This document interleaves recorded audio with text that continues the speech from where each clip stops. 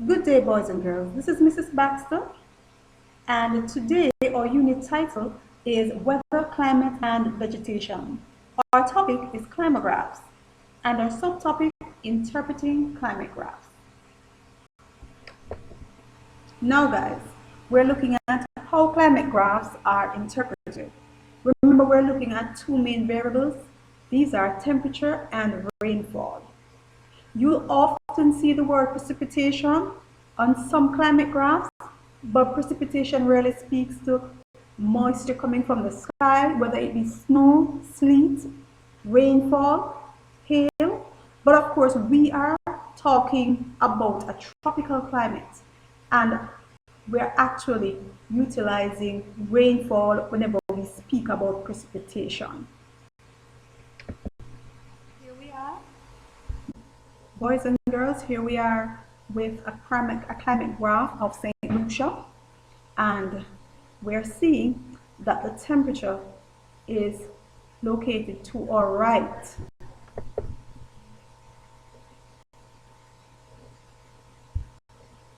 Right there to our right, we're seeing temperature, and it's measured in degrees Celsius. And of course, the line graph represents the temperature.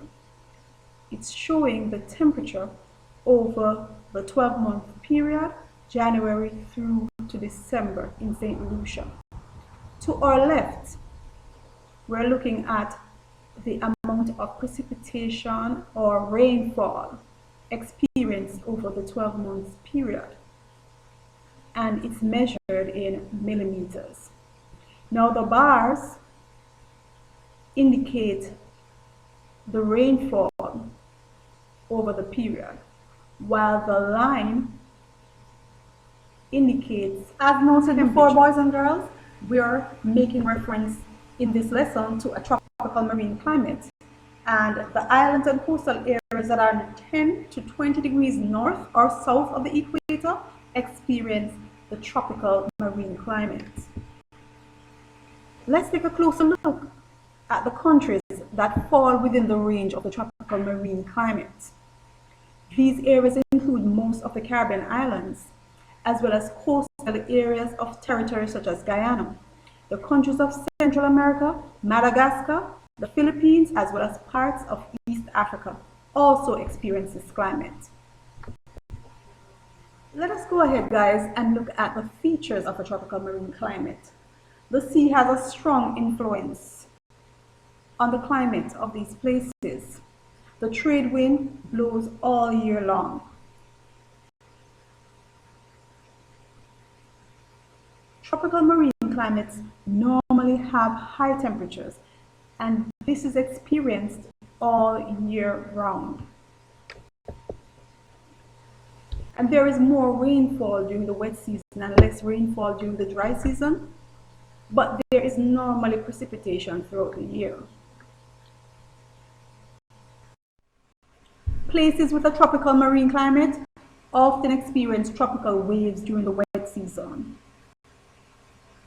They often also experience hurricanes, as there is a hurricane season yearly.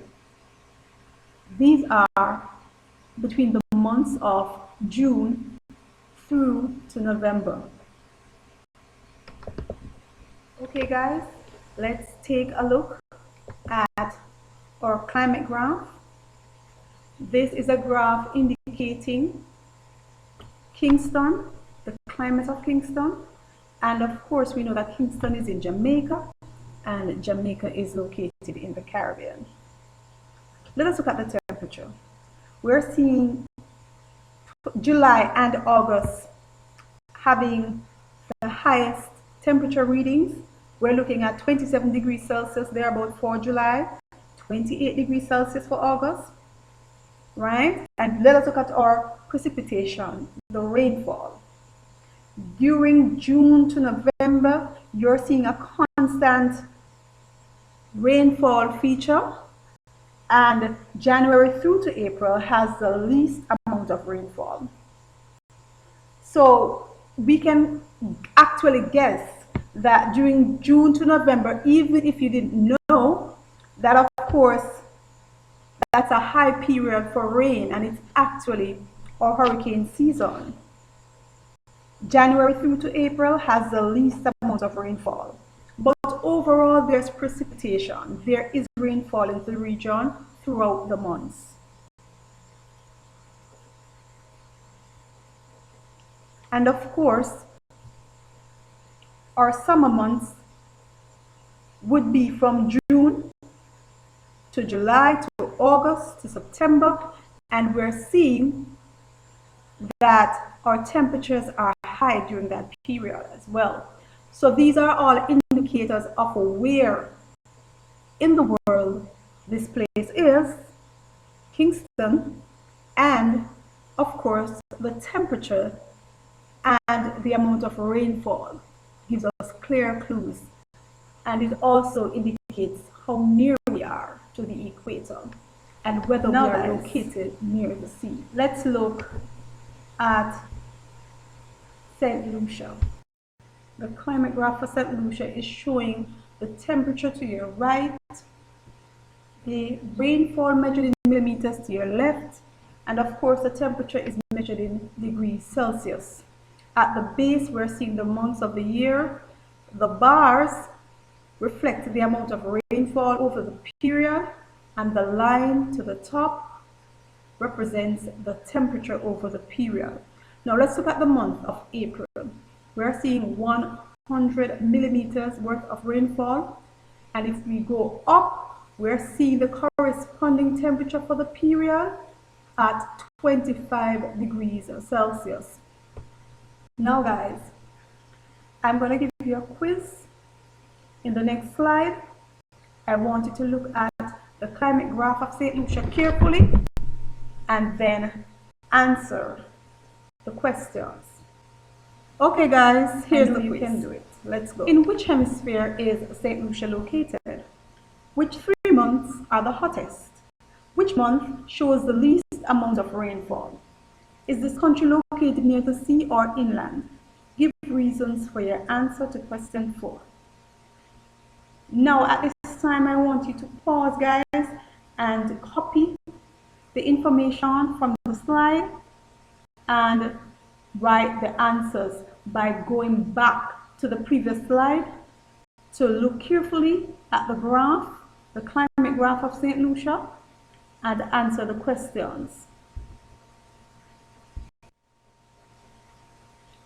Okay guys, here are the answers. I hope you got all of them correct. St. Lucia is actually located in both the northern and western hemispheres. The hottest months are June, August, September. The month which reflects the least amount of rainfall is March. And this country is obviously located near the sea. And why? We're seeing a lot of rainfall throughout the period. At different months, of course, there are higher amounts of rainfall. It increases and decreases, but you're seeing that rainfall is evident throughout the 12 months period.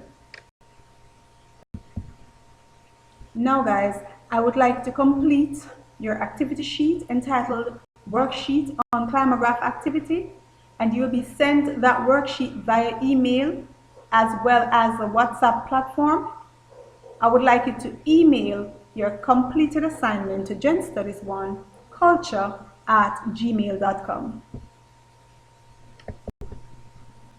Okay guys, for further reading, please go to the website below as well as Working Together by Belco's and other authors, namely Doran Dixon, Pat Lunt, and Blanche Oliver. Alright guys, we have come to the end of our lesson. As usual, I would like you to take care of yourselves. Remember to wash your hands, stay indoors as much as you can, and remember to sanitize the areas and things that you use regularly.